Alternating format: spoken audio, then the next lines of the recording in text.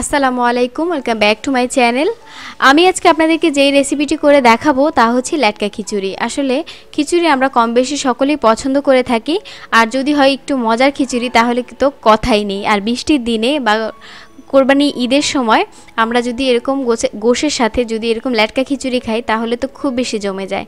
তাই আপনাদের সাথে শেয়ার করলাম কোরবানি ঈদ স্পেশাল লেটকা খিচুড়ি। আর এই খিচুড়িটি হচ্ছে আমি 3 রকমের ডাল দিয়ে রান্না করব। খুবই মজার আর কমন ডালগুলো, যে ডালগুলো আমরা বাসায় প্রায় সচরাচর থাকে। চলুন দেখিয়ে দিচ্ছি আমি কিভাবে তৈরি করলাম আমার আজকের রেসিপিটি। আমি এখানে নিয়েছি মুসুরির ডাল 1/3 কাপ, খেসারি ডাল 1/3 কাপ এবং মুগ ডাল 1/3 কাপ। আমি 3 রকমের ডাল খুব ভালোভাবে ভেজে নিয়েছি। 3 রকমের ডালই ভাজতে হবে। ভাজার পরে আমি পানিতে ভিজিয়ে রেখেছিলাম হাফ অ্যান আওয়ারের জন্য, সবটুকু দিয়ে দিলাম। আর চাল নিয়েছি মেজারমেন্ট কাপের 2 কাপ। পোলার চালটা আমি এখানে ব্যবহার করেছি। আপনারা চাইলে এখানে নর্মাল চাল দিয়েও রান্নাটা করতে পারেন, কিন্তু পোলার চালটা দিলে এটা টেস্টটা খুব ভালো হয়। দিয়ে দিচ্ছি এখানে আমি টমেটো, আমি মিডিয়াম সাইজের একটা টমেটো কেটে রেখেছিলাম, সেই টমেটোটা দিয়ে দিলাম। আর দিয়ে দিচ্ছি এখানে পেঁয়াজ কুচি দিচ্ছি সামান্য পরিমাণে। দিয়ে দিচ্ছি পেঁয়াজ বাটা দিচ্ছি 1 টেবিল চামচ পরিমাণে। দিয়ে দিচ্ছি আদা রসুন বাটা 1 টেবিল চামচ পরিমাণে, লবণ 1 চামচ পরিমাণে, হলুদের গুঁড়া হাফ চামচ, লাল মরিচের গুঁড়া 1 চামচ, ধনিয়ার গুঁড়া 1.5 চামচ,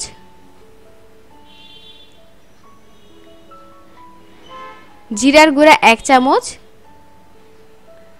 এবং সবশেষে দিয়ে দিচ্ছি গরম মশলার গুঁড়া হাফ চামচ। আমি সবগুলো গুঁড়ো মশলা অ্যাড করে নিয়েছি। এই গুঁড়ো মশলাগুলো অবশ্যই ব্যবহার করবেন রান্নাটার ক্ষেত্রে।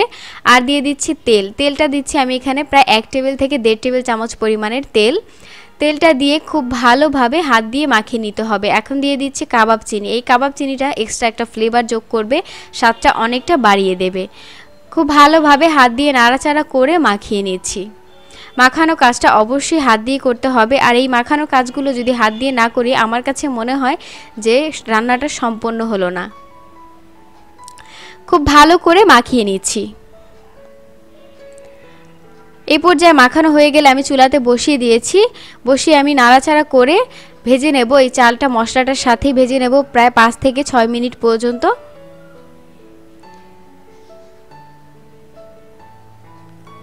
খুব ভালোভাবে 5 থেকে 6 মিনিট ভেজে নিলাম। ভেজে নিয়ে দিয়ে দিচ্ছি পানি। আমি এখানে গরম পানি ব্যবহার করছি না, আমি ঠান্ডা পানি ব্যবহার করছি। পানির আসলে এক্স্যাক্ট কোনো মাপ নেই। আপনি যে হাঁড়িটা নেবেন সেই হাঁড়িটা বুঝে হাঁড়ির কতটুকুতে চালটা রয়েছে। আমি এখানে নিয়েছি প্রায়, আমি যে হাঁড়িতে রান্নাটা বসিয়েছি সেই রান্নার একেবারে মুখ সমান পর্যন্ত আমি পানি দিয়ে দিয়েছি। পানিটা বেশি হলেও কোনো প্রবলেম নেই। পোলার চালটা একটু আঠালো থাকে, সেক্ষেত্রে পানিটা খুব ভালোভাবে টেনে যায়। দিয়ে ঢাকনা দিয়ে ঢেকে দিচ্ছি আর অপেক্ষা করছি বলক চলে আসা পর্যন্ত। এই পর্যায়ে বলক চলে এসছে। আমি এখন ঢাকনাটা তুলে নিচ্ছি আর আপনাদেরকে একটু দেখিয়ে দিচ্ছি নাড়াচাড়া করে।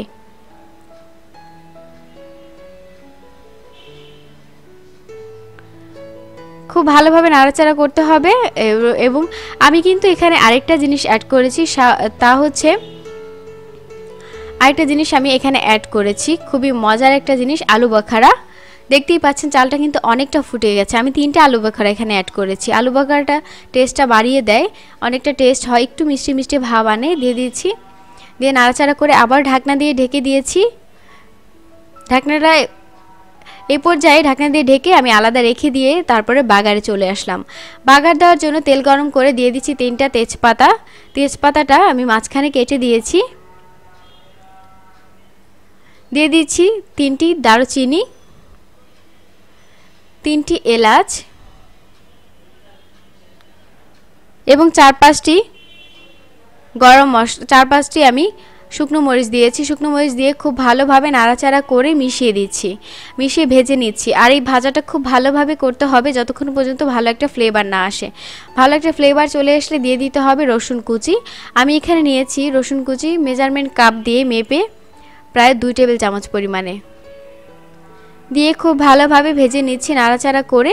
যখন এরকম হালকা ব্রাউনিশ কালার চলে আসবে রসুনটা, তখন দিয়ে দিচ্ছি আমি পেঁয়াজ কুচি।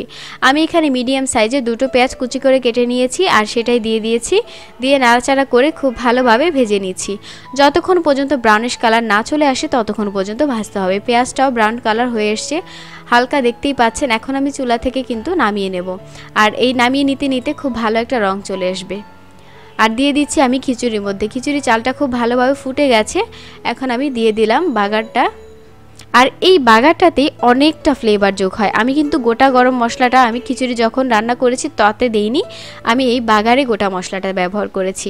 এতে করে রান্নাটা খুবই সুস্বাদু হয়, সুন্দর একটা স্মেল আসে।